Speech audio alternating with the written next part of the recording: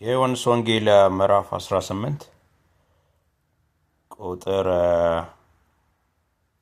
29 ነገር ግን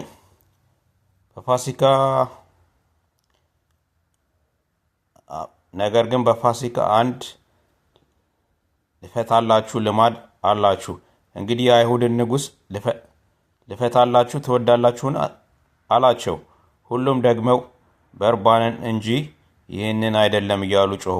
በርባን ግን ወንበዴ ነበረ።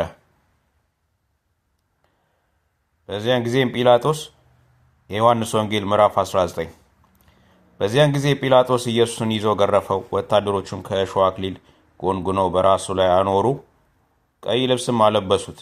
እየቀረቡም የአይሁድ ንጉሥ ሆይ ሰላም ላንተ ይሁን ይሉት ነበረ፣ በጥፊ ይመቱት ነበረ። ጲላጦስም ደግሞ ወደ ውጭ ወጥቶ እነሆ አንዲት በደል እንኳ እንዳላገኘሁበት ታውቁ ዘንድ እርሱን ወደ ውጭ አወጣላችኋለሁ አላቸው። ኢየሱስም የእሾህ አክሊል ደፍቶ ቀይ ልብስም ለብሶ ወደ ውጭ ወጣ። ጲላጦስም እነሆ ሰውየው አላቸው። የካህናት አለቆችና ሎሌዎች ባዩትም ጊዜ ስቀለው እያሉ ጮኹ። ጲላጦስም እኔስ እንዴት በደል እንኳን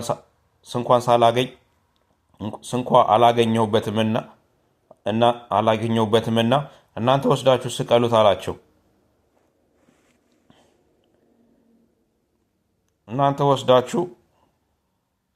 አላቸው።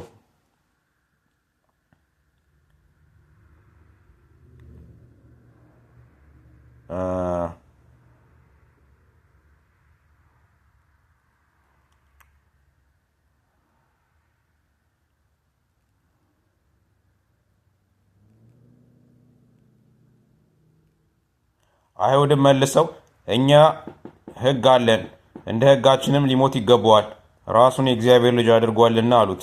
ስለዚህ ጲላጦስ ይህ ነገር በሰማ ጊዜ እጅግ ፈራ። ተመልሶም ወደ ገዡ ግቢ ገባና ኢየሱስን አንተ ከወዴት ነህ አለው። ኢየሱስ ግን አንድ እንኳን አልመለሰለትም። ስለዚህ ጲላጦስ አትነግረኝምን?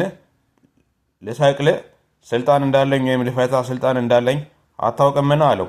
ኢየሱስም መልሶ ከላይ ካልተሰጠ በቀር በእኔ ላይ ምንም ስልጣን ባልነበረህ፣ ስለዚህ ለአንተ አሳልፎ የሰጠኝ ኃጢአቱ የባሰ ነው አለው።